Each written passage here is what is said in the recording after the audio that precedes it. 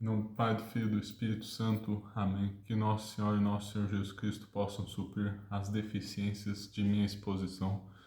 Então, meus caros, vamos para mais uma aula do nosso curso de Teologia Ascético-Mística. Vou até conferir em que aula estamos. Já faz um tempinho que eu não faço vídeos. Estamos na aula de número 28. Estamos quase terminando a parte da via purgativa. Vamos falar hoje da noite escura e os pecados capitais. Antes de mais nada, se inscreva no canal, curta o vídeo, compartilhe com seus amigos, clique no sininho para receber as notificações. Que mais? Confira a nossa loja. O link é da editora Eclésia mesmo, que é nossa parceira, é editora Assunta no caso, mas eu vendo no site deles. E acompanhe nossos lançamentos lá. Rezem por mim. Então vamos para a aula aqui. Bom, antes eu quero ler com vocês um pouco da Noite Escura de São João da Cruz, o grande doutor místico da Igreja, que tratou de um assunto muito difícil e não muito tratado anteriormente, que é essa transição aí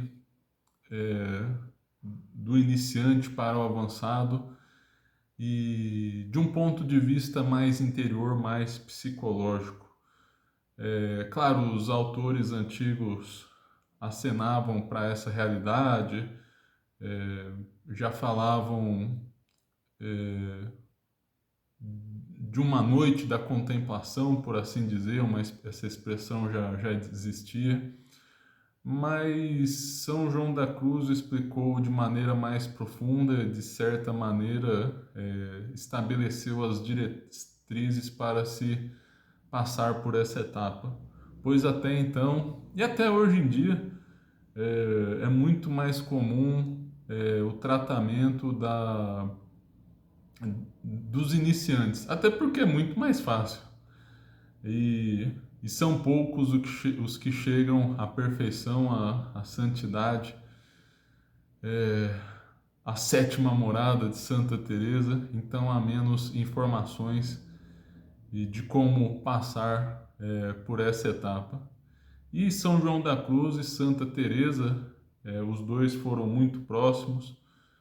São João da Cruz, inclusive, fez direção espiritual em Santa Teresa. Ela teve vários ao longo da vida. Ele até não foi o mais frequente, pelo que eu saiba, mas ele também já fez alguma direção espiritual nela. E os dois foram parceiros da reforma no Carmelo. Aliás, este vídeo está sendo gravado um dia após o dia de Nossa Senhora do Carmo, dia 16 de julho. É uma feliz coincidência. Esses dois santos carmelitas que representam tão bem essa espiritualidade do Carmelo e que, aliás, transcendeu a própria ordem e se difundiu para a Igreja como um todo. E estou usando aqui no curso o esquema das três vias, a via purgativa, via iluminativa e via unitiva. Há também o esquema das 7 moradas de Santa Teresa. Preferi não usar esse esquema, é mais complexo e também menos menos compreendido, talvez, né? Das três vias tem estudo de vários autores e, ao menos pelo que chegou aqui em língua portuguesa, pela bibliografia de mais fácil acesso, não está bem estabelecido a equivalência entre um e outro. Vários autores tentaram fazer uma equivalência entre as 7 moradas de Santa Teresa e as 3 vias, mas os resultados são diversos. no caso aqui, vou citar dois autores, o Garrigou Lagrange, dominicano, e o Adolphe Tanqueray. Eu não achei a citação exata, eu sinto que eu li isso no livro Les Trois Âges, As Três Idades, do Garrigou Lagrange, mas não encontrei a citação exata. Mas seja como for, ao que parece,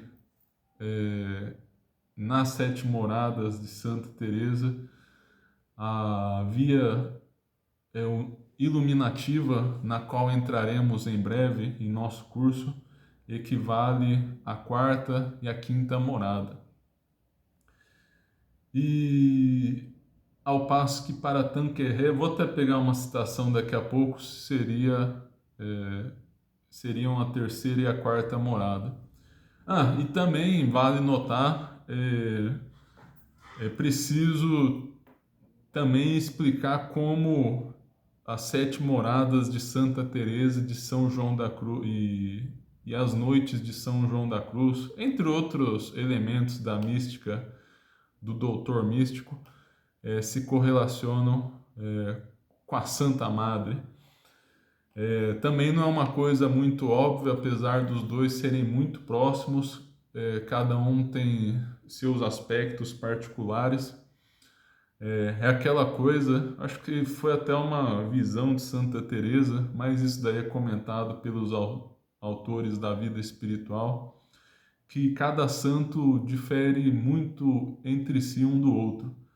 Vejam só que coisa curiosa, os dois ali juntos, do mesmo período histórico, com uma mística bem semelhante, ainda tem algumas diferenças bem profundas. Mas é num sentido de complementariedade,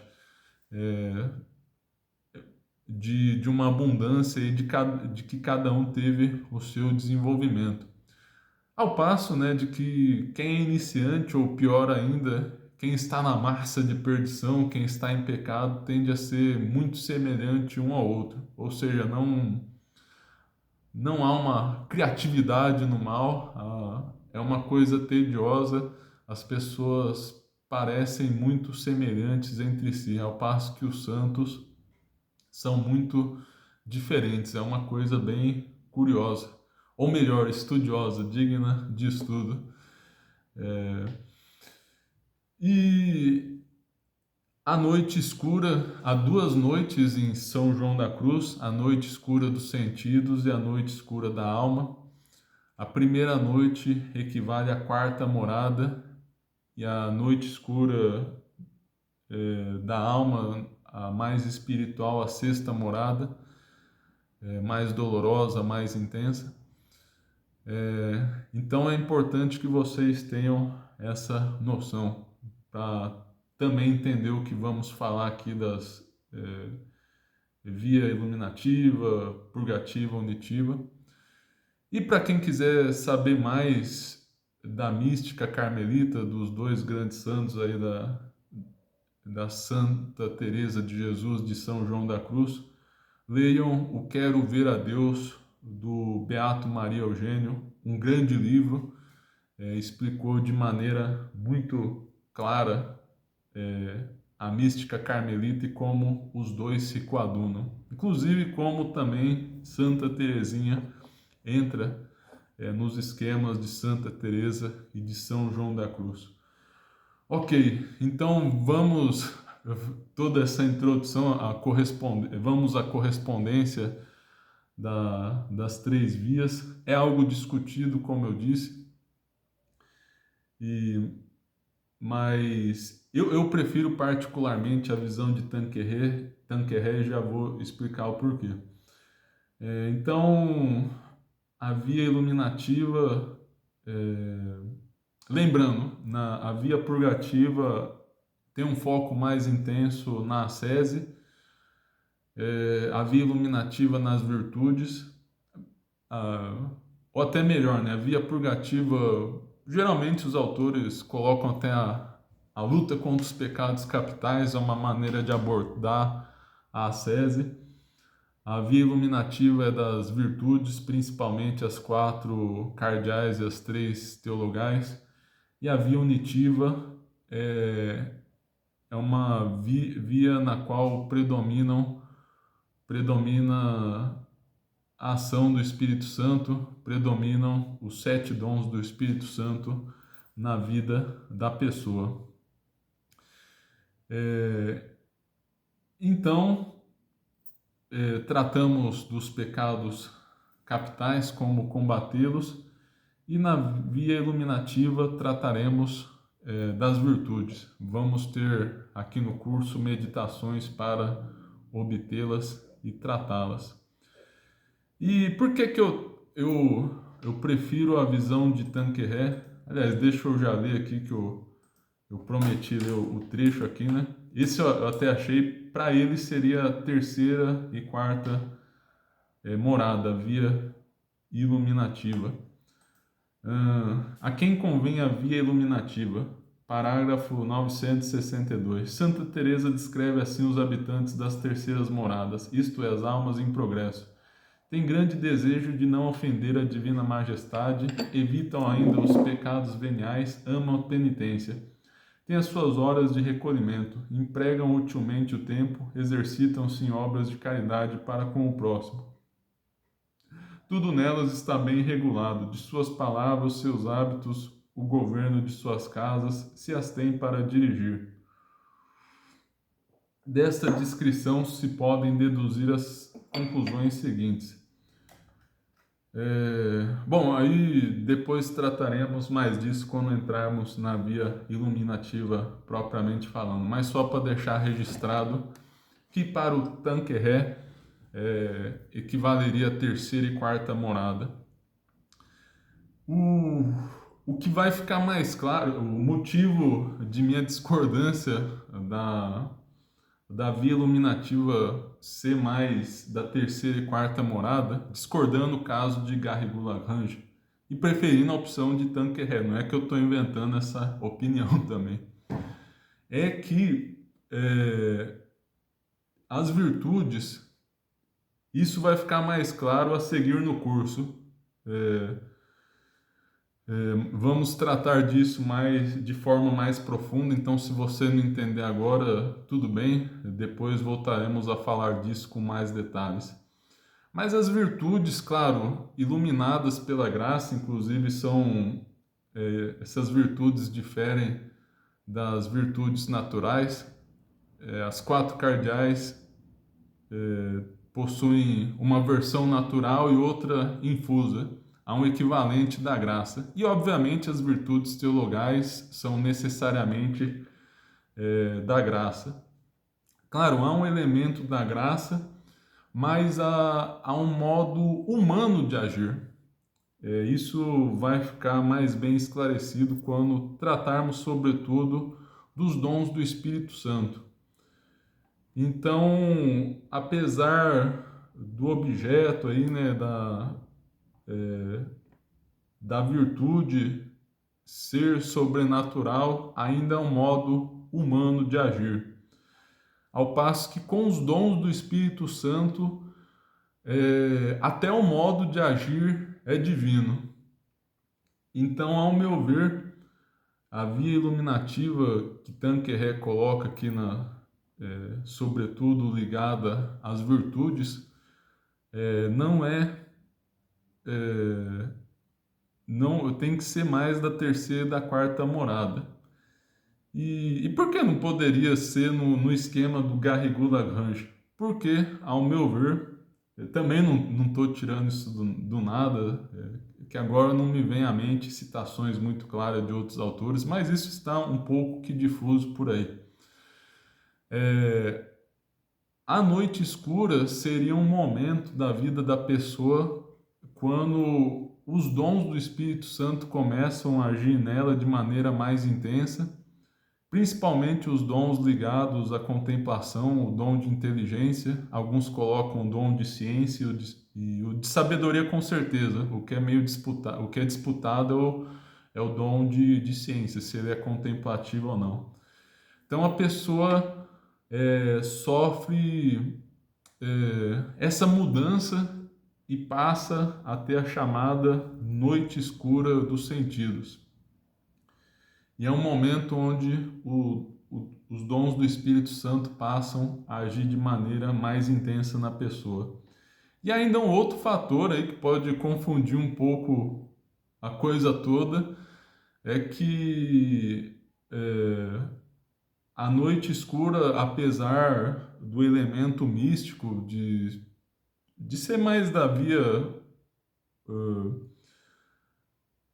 unitiva, inclusive no esquema aqui do Tanqueray fica melhor essa ideia, né, de transição. Você está passando da via iluminativa para unitiva, tem essa ideia mais clara de transição.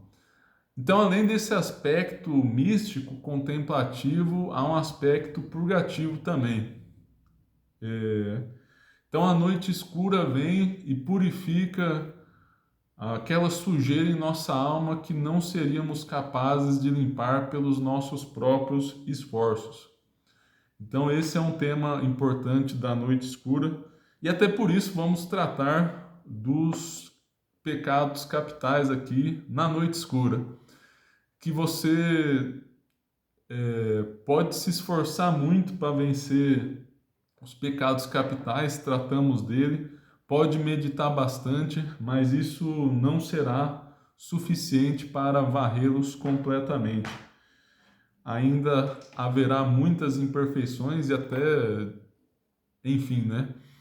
De certa maneira surgirão defeitos aí na vida espiritual, vamos tratar disso já já.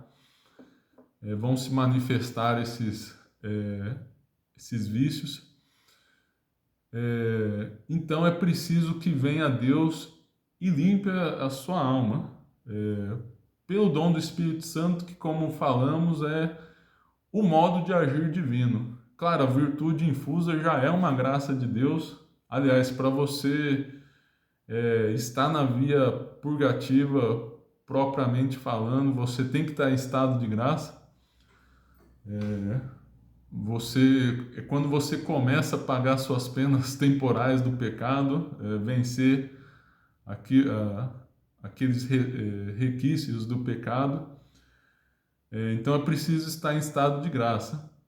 As virtudes infusas, claro, pressupõem a graça, mas ainda tem um modo de agir humano. E na via unitiva, a pessoa já está totalmente transfigurada a Deus, como já diz São Paulo, não sou eu que vivo, é Cristo que vive em mim. E aí até o modo de agir dela é sobrenatural, é divino, pelos dons do Espírito Santo. No esquema do Garrigou Lagrange, seria muito conveniente essa aula da noite escura aqui, porque estaríamos entrando na via iluminativa, ao passo que para Tanqueray estaremos saindo da iluminativa para a via unitiva. Então, por que eu preferi colocar a noite escura aqui? Preferi por causa do tema dos pecados capitais, então achei que fosse conveniente tratar um pouco disso. E também já adiantar um pouco das matérias futuras, como posso dizer, dar um gosto de antemão, fazer que experimentem um pouco, tenham essa visão da mística como um todo. Vou ler aqui uns pedaços de São João da Cruz para vocês entenderem. São João da Cruz não recomendo, no geral, que as pessoas leiam, ainda mais sem preparo. É um livro bem doloroso. Eu lembro que eu ingenuamente comecei a lê-lo, e é um livro muito árduo, não no sentido de linguagem. A linguagem também, ele tem uma linguagem poética, enigmática, mas nem é tanto esse o problema, que é um autor muito duro e pode gerar escrúpulos. Inclusive, eu mesmo sofri disso. graças a Deus, depois de Eu Quero Ver a Deus, e para mim ficou tudo explicado. Mas São João da Cruz insiste muito na purificação, e, e a pessoa pode acabar não entendendo muito bem como isso funciona, né? Inclusive, bom, claro, né? Sempre duvidoso apontar imperfeições da obra do santo, né? Mas talvez um ponto não muito forte é dele ser claro na questão das virtudes, né? Então, isso daí, claro, né? Isso daí é mais um problema de quem está lendo. Provavelmente o autor estava pressupondo o conhecimento do leitor.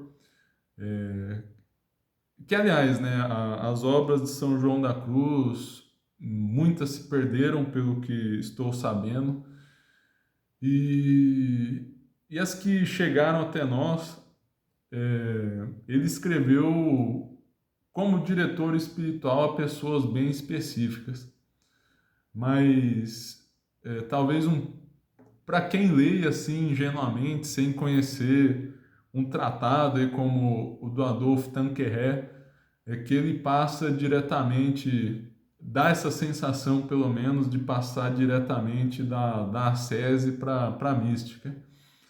E isso pode ser muito ruim porque a pessoa vai ler aquele livro sem estar com a prudência bem formada e acaba tendo uma interpretação equivocada, pode gerar escrúpulos, esse tipo de coisa.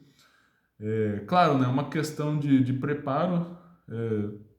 Talvez se você leu o Tanqueray do início ao fim, o Garrigou Lagrange, ou seja, ler intérpretes da vida espiritual e for ler a seguir o São João da Cruz, a Noite Escura, você vai conseguir aproveitar bem, você vai entender que ele está tratando de problemas mais específicos e não fazendo uma abordagem muito completa aí da vida espiritual.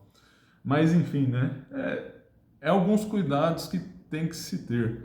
Inclusive até diretores espirituais que não recomendam a leitura de Imitação de Cristo. Olha, a Imitação de Cristo perto da Noite Escura de São João da Cruz é bem tranquila. O São João da Cruz é realmente bem áspero. Então esse cuidado aí, né? Vou ler com vocês aqui, mas vou comentar algumas coisas e enfim, né, já os alertei de alguns cuidados a serem tomados. Então, vamos lá finalmente aí, né?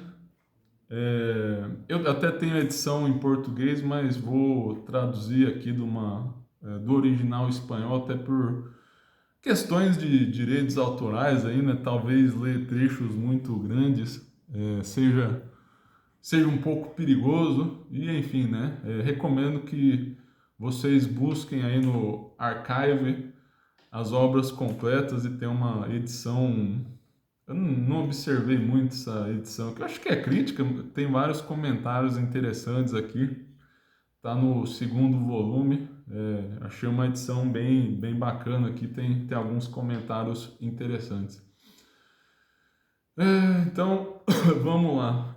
Em uma noite escura. Noite Escura, para quem não sabe, também é um poema de São João da Cruz. Aí tem o livro Noite Escura, no qual ele vai comentar esse poema. Então, o capítulo 1 começa a tratar das imperfeições dos principiantes.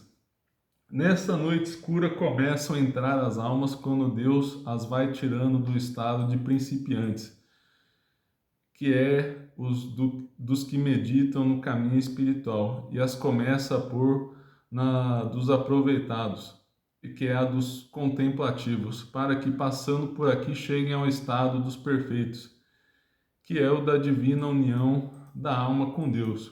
Portanto, para declarar e entender melhor que esta noite seja, que noite seja esta e pela qual a alma passe, por que causa põe Deus nela, primeiro será conveniente tocar aqui algumas propriedades dos principiantes, o qual, embora seja com a brevidade que puder, não deixará de servir também aos mesmos principiantes, para que entendam a fraqueza do estado que carregam, se animem e desejem que Deus os ponha nesta noite, donde se fortalece e confirma a alma nas virtudes, e para os inestimáveis deleites do amor de Deus. Então, pular um pouco aqui e fazer um comentário. Vamos tratar a seguir, aliás, antes mesmo de entrar na via iluminativa, aqui no curso, não hoje, dos graus da oração. Então, a noite escura aqui também ler um pouco da noite escura é conveniente por causa disso.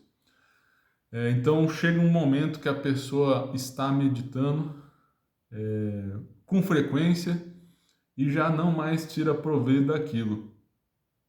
E então vem Deus, é o próprio nosso Senhor mesmo que vem e começa, por assim dizer, a derrubar a pessoa na oração. Falamos muito das distrações na oração para, ao fim de cada meditação, fazer o exame do porquê nos distraímos delas. Pode ser em razão do cansaço, pode ser do apego a alguma coisa, a algum bem terrestre.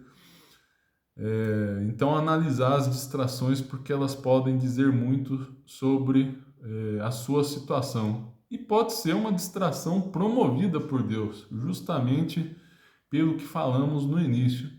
A pessoa começa a passar por uma guinada, até o termo que está lá no Quero Ver a Deus, a guinada psicológica.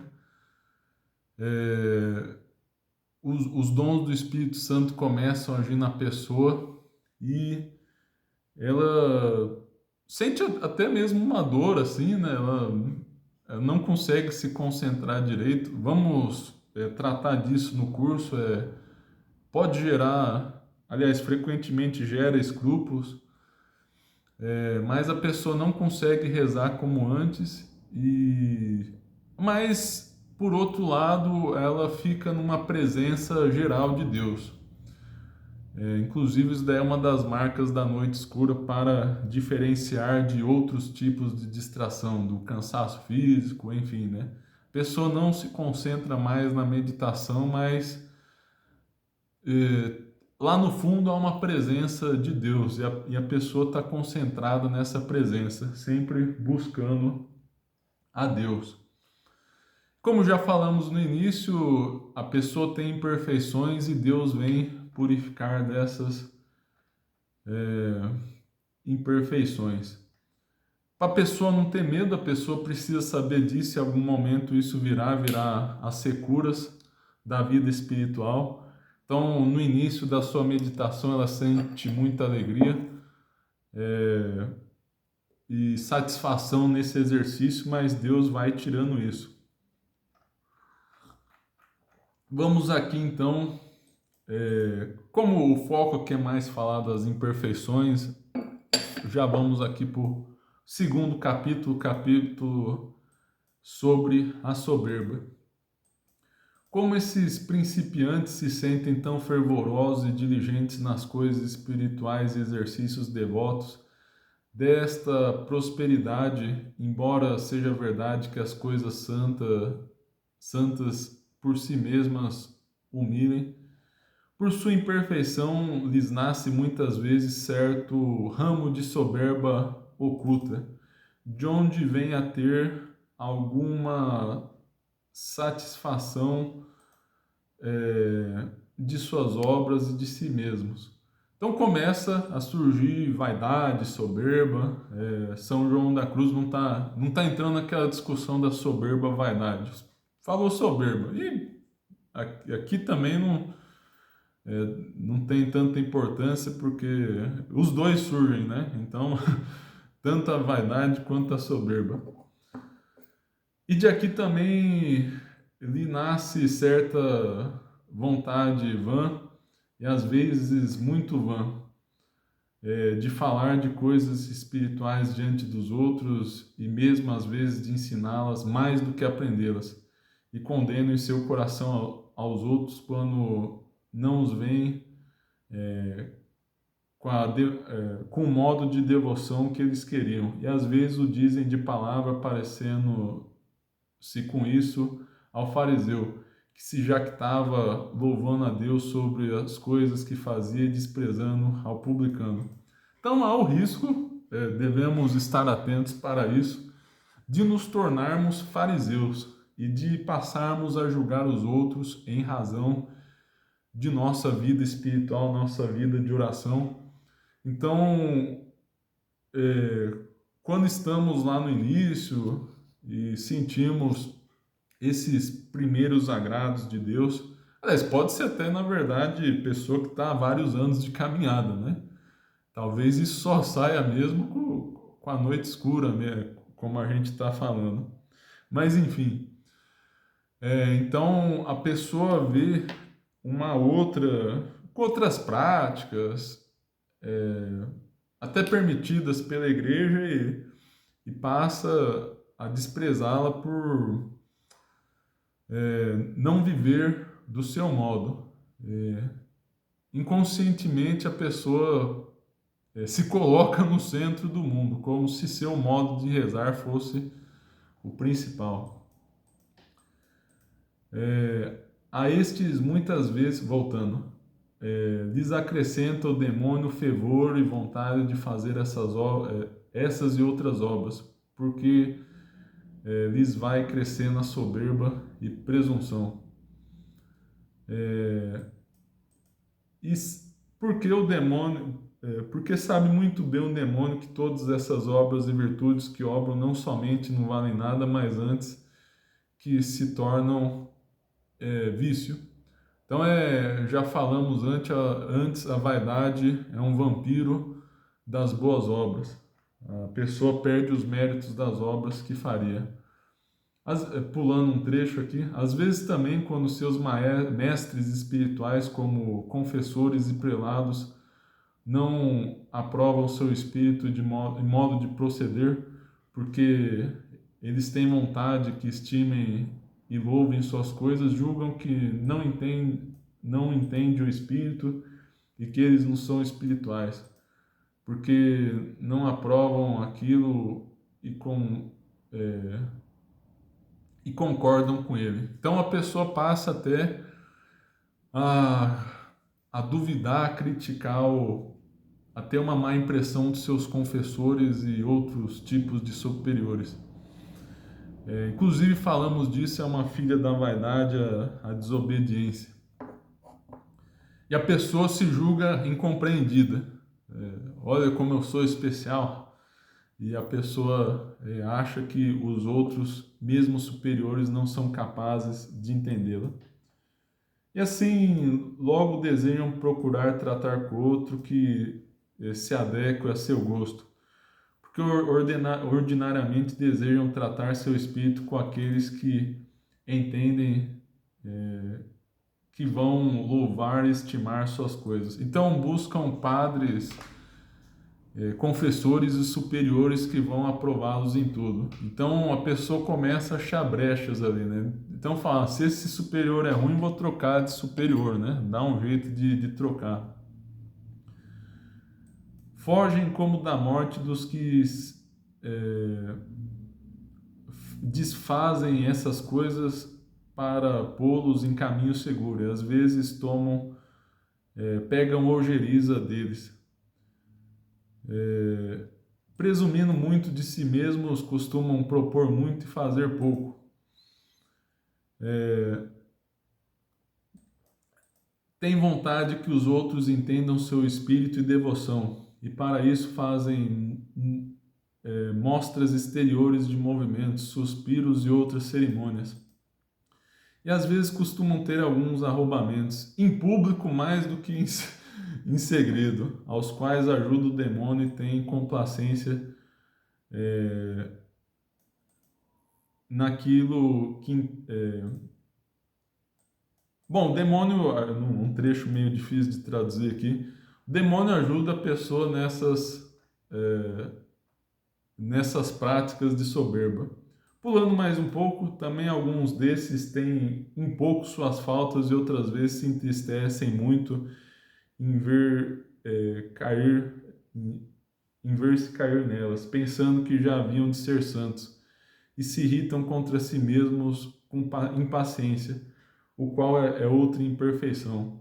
Então a pessoa não tem aquele espírito de contrição, não reconhece direito as suas faltas, o quanto aquilo ofende a Deus, e também não tem paciência consigo mesmo, por causa justamente da vaidade soberba, né? Não aceita ser tão fraco. Tem uma frase de São Francisco de Sales muito conveniente a esse momento, que diz mais ou menos o seguinte: se conhecêssemos, também não é a frase exata, mas é mais ou menos ela, que eu estou citando de cabeça. Na verdade, se conhecêssemos a nós mesmos, ficaríamos surpresos não de cair, mas de estarmos de pé. Ou seja, a pessoa humilde fica surpresa em estar de pé, não de ter caído, né? Então, ficar muito bravo, claro, alguma chateação pode ser útil para mais levar a pessoa ao arrependimento, à reparação, mas o excesso de chateação e até mesmo raiva é porque a pessoa pensava que, enfim, né, já era muito mais avançado do que era realmente. Tem o desejo de que Deus tire suas imperfeições e faltas, mas, mas mais, eu dei uma parafraseada aqui, para ver-se sem a moléstia de elas do que por Deus. Acho que não ficou muito claro. Muitas vezes tem ânsias com Deus para que remova suas imperfeições e faltas, mas por ver-se sem a moléstia delas, em paz do que por Deus. Bom, parafraseando aqui, eu acho que eu não traduzi muito bem, mas a pessoa quer se ver sem pecado não por amor de Deus, mas porque ela não se aceita se ver na imperfeição. Então ela não pode tolerar estar em pecado somente porque isso seria contra a sua excelência, e não por amor a Deus. Temos que detestar o pecado por amor a Deus. Então vejam só que há essa imperfeição. São inimigos de louvar os outros e amigos de que os louvem, às vezes o pretendem. No qual são semelhantes às virgens loucas que, tendo suas lâmpadas mortas, buscam óleo por fora. Tem mais um capítulo sobre a soberba, mas acho que já está claro aqui, era só para vocês terem Não, eu vou ler um pouco que é interessante. Prossegue a mesma matéria, capítulo 2. Destas imperfeições, alguns chegam a muito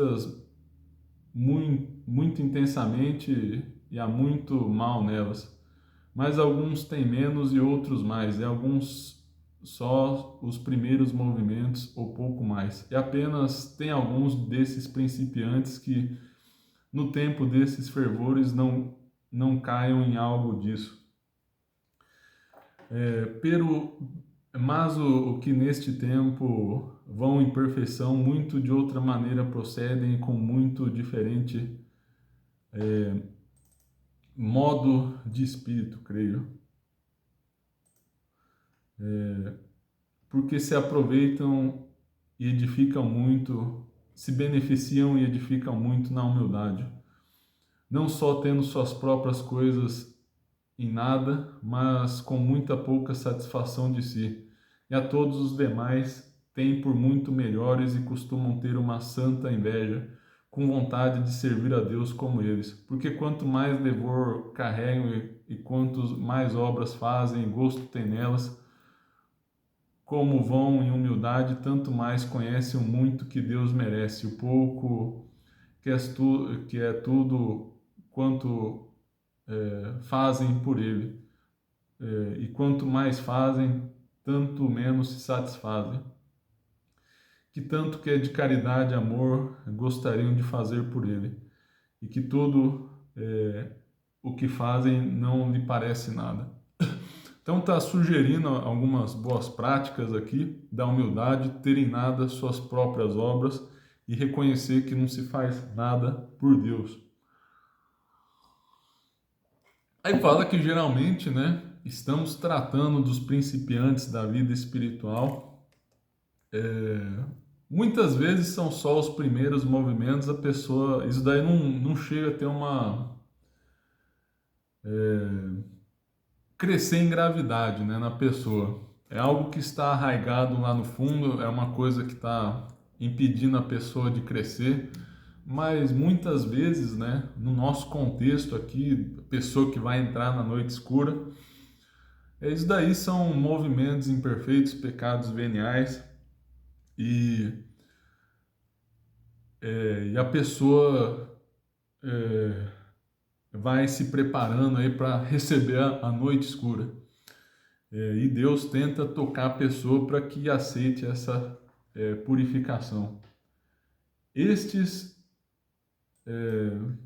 com muita tranquilidade e humildade, têm grande desejo que os ensine qualquer coisa que possa ser de proveito para eles.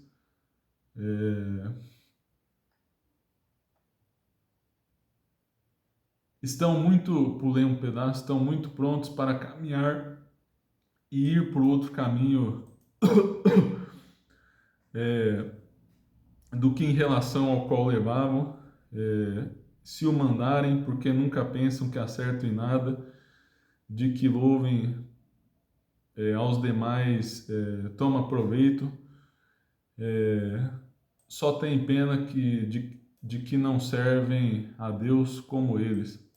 Não tem vontade de dizer suas coisas porque as têm tão pouco, que mesmo a seus mestres espirituais têm grande vergonha de dizê-las, parecendo-lhes que não são coisas que mereçam ser faladas.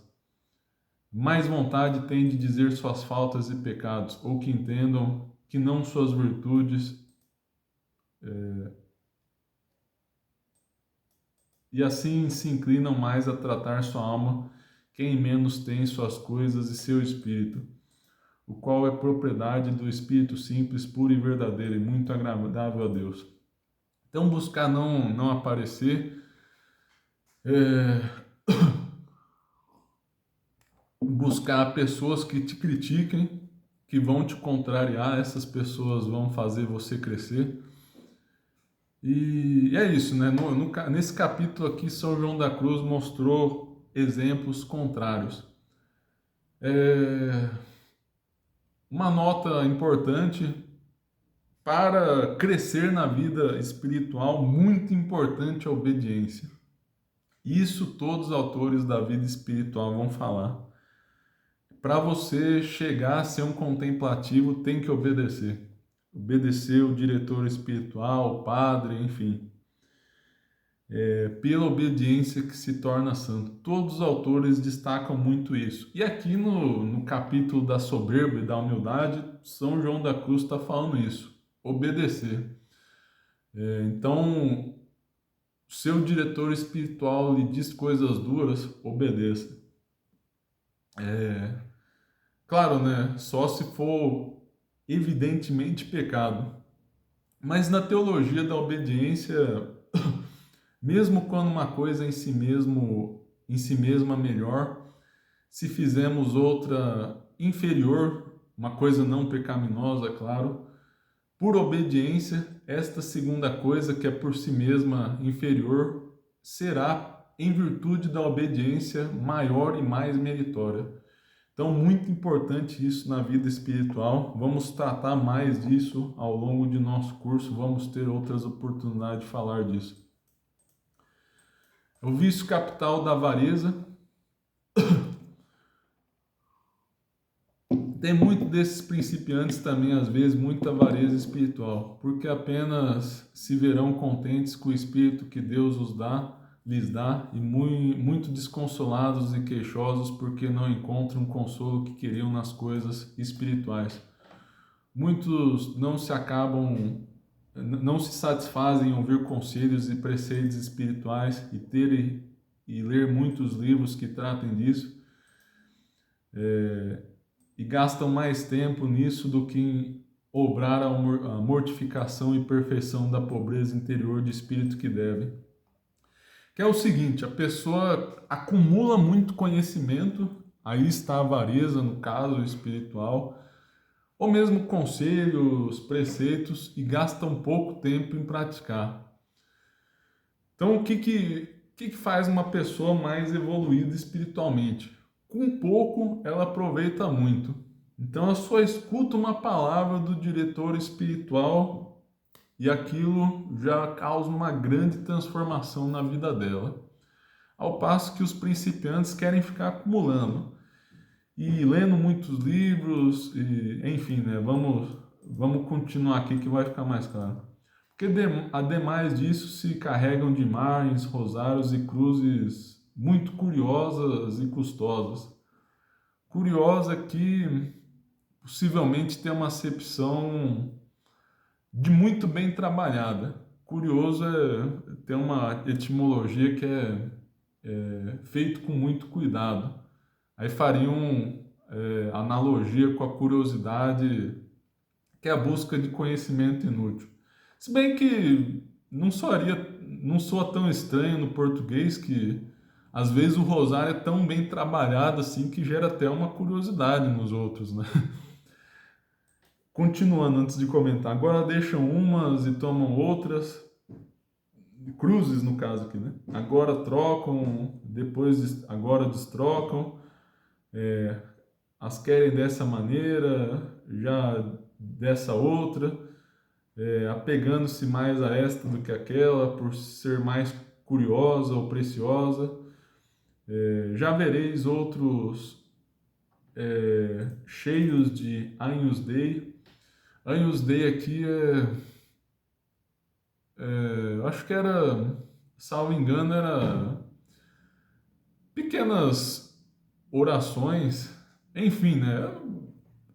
A gente pode fazer uma analogia aqui, né? Pode até não ser exatamente isso, mas os santinhos de hoje em dia, o pessoal acumula um monte dessas orações, dessas devoções, e relíquias e nóminas, como as crianças fazem com brinquedos. Então a pessoa brinca de colecionar coisas, né? Pode ser até mesmo com relíquia, a pessoa coleciona relíquia de santo. Claro, né? Não está desprezando ainda, tem o seu valor espiritual, mas a pessoa faz com espírito de avareza, né? Pela coleção e não pela autêntica piedade.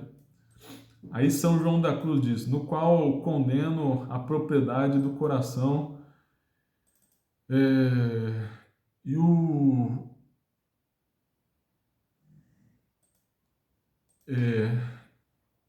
e quanto ao modo, a palavra que eu acimento seria o apego, enfim, né? O espírito de posse. E a posse que tem a modo multidão e curiosidade dessas coisas. Porquanto é muito contra a pobreza de espírito, que só tem em vista a substância da devoção, aproveitando-se só daquilo que basta para ela, e cansando dessa outra multiplicidade e curiosidade da devoção. Pois a verdadeira devoção há de sair do coração, e ter em vista somente a verdade, a substância do que representa as coisas espirituais. E todo o demais é espírito de posse e propriedade, imperfeição, que para passar ao estado de perfeição é necessário que se acabe com tal apetite. Então a pessoa se apega a uns detalhes não essenciais de pouco valor. Então quer rezar com um terço muito bonito. O importante é que seja um terço que seja abençoado por um padre. Aliás, claro, é importante ter a bênção do padre, ser um sacramental. Mas se você não tiver um terço também abençoado aí, né? Não tem problema, reza o terço. Ou, aliás, se nem tiver o terço, você pode rezar nos dedos. Mais importante rezar as Ave Marias, meditar ali, né? Estar na presença de Jesus e Nossa Senhora. Essa que é a substância da oração. Então, São João da Cruz está criticando esse espírito de posse aí. Então, já deu para entender, vamos passar para o próximo pecado capital, ligado à vida espiritual. Acerca do terceiro vício, que é a luxúria, capítulo 4. Outras muitas imperfeições. Vamos. É acerca do vício da luxúria, deixando à parte o que é cair nesse pecado, os espirituais, pois meu intento é tratar das imperfeições que devem ser purgadas pela noite escura. Tem muitas imperfeições que se poderiam chamar luxúria espiritual, não porque assim ou seja, senão porque procede de coisas espirituais. Primeiro, porque muitas vezes acontece que nos mesmos exercícios espirituais, sem serem mano deles, deixa eu ver a tradução aqui rapidinho, sem estar na mão deles, sem ser da liberdade da pessoa, se levantam e acontecem na sensualidade, movimentos e atos torpes. E às vezes, mesmo quando o espírito está em muita oração, exercitando os sacramentos da penitência e Eucaristia, os quais, sem ser, como digo, em sua mão, aqui é uma expressão para representar a liberdade da pessoa, procedem de uma de três coisas. Então, antes de falar dessas três coisas, primeira vez que eu li esse capítulo, eu pensei que era num sentido amplo, porque todo esse capítulo aqui fala toda a noite escura e pecado capital e a seção dos pecados capitais fala num sentido mais amplo assim dos vícios. Então pensei que esses movimentos sensuais aí eram movimentos do tato aí, né, algum prazer sensível. Mas vendo a interpretação de outros autores, inclusive a nota aqui vai falar disso, a nota nessa edição que estou lendo a pessoa pode às vezes ter excitação sexual mesmo na oração. Isso daí é mais frequente com pessoas que tiveram um passado de pecados sexuais. Vou falar, São João da Cruz fala das três origens possíveis. É uma coisa que pode acontecer, mas como falou, é uma coisa involuntária, né? Se fosse voluntária aí, a pessoa, enfim, né? Não estaria nesse período aí de transição, quase entrando na noite escura. Mas às vezes acontece com as pessoas. E quando eu li pela primeira vez, eu não sabia que isso era possível, mas pode acontecer. E claro, a pessoa se torna santa, isso daí vai sumir como um todo, né? E também a gente estudando as possíveis causas vai falar que pode ser o demônio também. Mas é uma associação inconsciente e da carne que acaba julgando que todo prazer é sensual, até num sentido mais estrito e forte. Então, as três origens. A primeira procede muitas vezes do gosto que tem o natural nas coisas espirituais. Porque como gosta o espírito, como agrada o espírito e sentido com aquela recreação que se move cada parte do homem a deleitar segundo sua porção e propriedade. Porque então o espírito se move à recreação e a gosto de Deus. Basicamente está falando o seguinte, tem um prazer da oração e o corpo vai entender isso na sua desordem, associar e reduzir todo o prazer a algo de sensual. Pode acontecer, principalmente quem teve um passado de pecados sexuais. Mas quando essa parte sensitiva já está reformada pela purgação da noite escura, da qual falaremos, não tem nela essas fraquezas, porque não é ela que recebe já, mas antes está recebida nela e no seu espírito. E assim os tem todo, então, ao modo de espírito. Na verdade, isso daqui não era a segunda causa, tinha o dois aqui, mas está falando que a pessoa fica purificada pela noite escura. É disso que fala esse trecho. A segunda causa de onde às vezes procedem essas rebeliões é o demônio, que para inquietar e perturbar a alma no tempo que está em oração ou que a quer ter, procura levantar no natural esses movimentos torpes. No natural, no corpo, né? Na natureza humana. Com que se a alma se entrega a eles, se lhe dá algo deles, lhes faz grande dano. Então, se a alma cede a isso, pode ter grande dano. Inclusive, pode pecar mortalmente, existe essa possibilidade. Porque não só por o temor disso o afrouxa na oração, que é o que pretende, para pôr a lutar contra eles, mas também alguns os deixam de tudo, parecendo que naquele exercício lhes acontecem mais aquelas coisas do que fora dele, como é a verdade, porque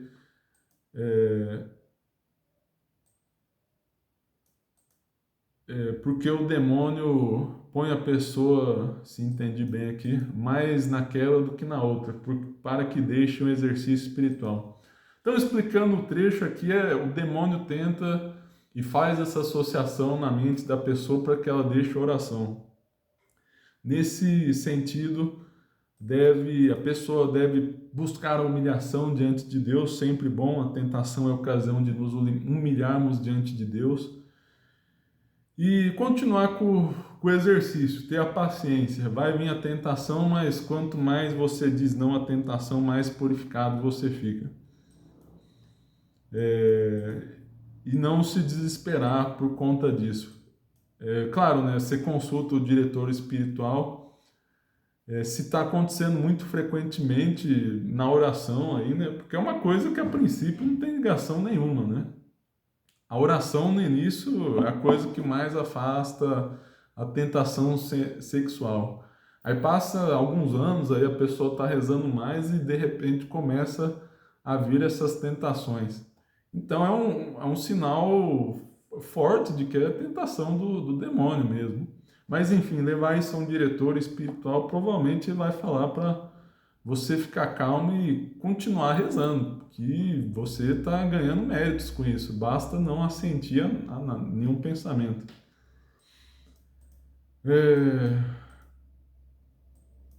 Mas São João da Cruz, no final do parágrafo,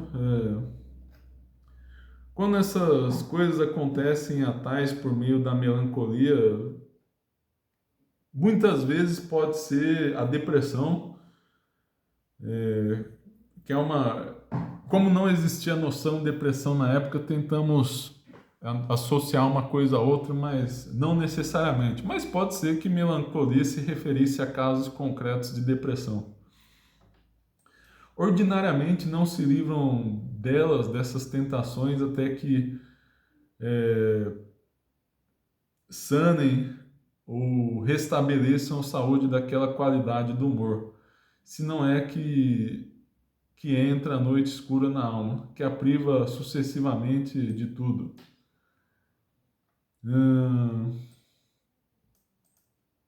Bom, se entendi bem aí, né? Pode ter alguma ligação com causa física, psicológica, a melancolia, a depressão, enfim, mas também vem a noite escura e ajuda a pessoa a sair disso. Claro, se a depender da situação, a pessoa busque ajuda psicológica, meios de vencer a depressão, ansiedade. Mas às vezes acontece isso e a noite escura vem e faz passar tudo isso. Terceira origem de onde costumam proceder e fazer guerra esses movimentos torpes costuma ser o temor que já tem cobrado esses tais a esses movimentos e representações torpes, porque o temor lhes dá súbita memória no que vem ou tratam ou pensam. Os que fazem padecer desses atos sem culpa sua. Deixa eu só ver um trecho.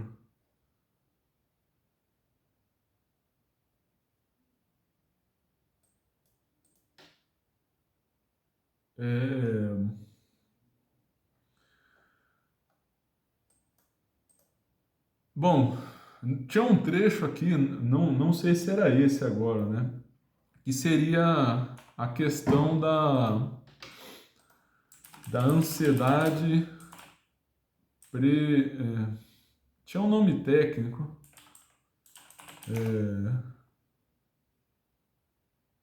ansiedade premonitória. Então a pessoa tem o medo da coisa acontecer, aquilo vai voltando. Mas esse trecho que está parecendo que é da pessoa já ter vivido disso. Então talvez eu tenha adiantado o que eu falei anteriormente. A pessoa ter um histórico de passado, um histórico de pecado sexual, ou de ter visto aquilo até sem querer e aquilo volta à memória. Mas voltar à memória sem o assentimento não a torna culpada, porque volta sem querer.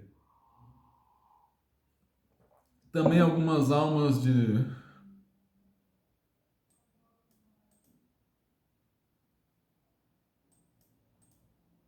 um parágrafo que volta a falar um pouco da associação, o prazer espiritual e a carne interpreta aquilo como um prazer sensual. Algumas vezes nesses espirituais, assim como no falar, como no obrar coisas espirituais, se levanta um certo brio e galardia, audácia, com memória das pessoas com quem tem adiante tratam com alguma maneira de bom gosto, o qual nasce também da luxúria espiritual, ao modo que aqui entendemos, do qual ordinariamente vem complacência na vontade. Um trecho um pouco difícil de entender ao que está sendo referido exatamente. Talvez seja aquela luxúria em sentido mais amplo, como falamos, muitos pecados capitais aqui são interpretados em sentido mais amplo. Seria na modéstia, no falar com outras pessoas, não em sentido venéreo sexual, mas talvez no sentido de ter prazer com falar com outras pessoas. E claro, de maneira desordenada, é natural ter uma satisfação de ter amigos, pessoas próximas, mas ter uma certa complacência desordenada ali que não convém muito à vida espiritual. Bom, então basicamente é isso. Está resumindo aqui a luxúria. Vamos para da ira. Bom, da ira eu vou falar rapidamente, até porque é um trecho, é um capítulo curto, capítulo 5. A pessoa se irrita com o próximo, ela tem suas práticas de devoção, aí vê o próximo não as praticar, acaba exagerando, acaba não tendo a mansidão e, como posso dizer, a paciência de educar o próximo no devido tempo, de falar de maneira razoável, de explicar com calma. Às vezes a pessoa explode com as faltas do próximo. Então pode acontecer isso, né? A pessoa que é principiante, mas nem tão principiante assim, né? Inclusive, uma coisa que me irritou na minha primeira leitura, né? Claro que aí estava combatendo um vício meu, né? O São João da Cruz estava me botando o dedo na ferida, né? Esse livro me irritou muito, e provavelmente vai ser muito duro para muitas pessoas, porque você tem a sua vida espiritual, vida de oração, e você começa a ler aqui e você descobre que é iniciante ainda. Então é muito duro ler esse livro, e essa daí é uma das causas de frustração consigo próprio. Você descobre que é, não fez nada para Deus até o presente momento de sua vida, né? E bem pouco mesmo do que poderia fazer concretamente. Tudo que você fez tem alguma coisa atrás, algum vício oculto. Claro, não chega a perder os méritos, a pessoa continua avançando, né? Não são pecados mortais, pelo menos a princípio, né? Se não consentir. Mas aqui no caso está presumindo que a pessoa no geral não consinta. Então, por isso esse livro é muito duro. Mas precisamos fazer essa observação. Esses iniciantes aqui do São João da Cruz não são iniciantes do ponto de vista da maioria das pessoas. Claro, né, o santo tem fundamento no que está falando, né, realmente a pessoa ainda está muito longe da santidade propriamente falando. Mas é importante ter isso em mente. Às vezes a pessoa reza 2 horas por dia. Aliás, frequentemente isso acontece. A pessoa já tem uma vida de oração sólida e, e ainda tem essas imperfeições. E é preciso vir à noite escura para purificar de tudo isso. Das imperfeições acerca da gula espiritual. Bom, meus caros, eu vou fazer o seguinte, então o vídeo já alcançou 1 hora. Acabei me estendendo mais do que eu gostaria. Então já vou parar por aqui e vou deixar para falar mais amanhã da noite escura, tudo bem? Então muito obrigado pela atenção, rezem por mim, sigam nossas redes sociais. Obrigado, nosso Senhor Jesus Cristo, pela oportunidade. Obrigado a Nossa Senhora pela intercessão. E peço perdão pelas minhas imperfeições aqui na exposição. Em nome do Pai, do Filho e do Espírito Santo. Amém.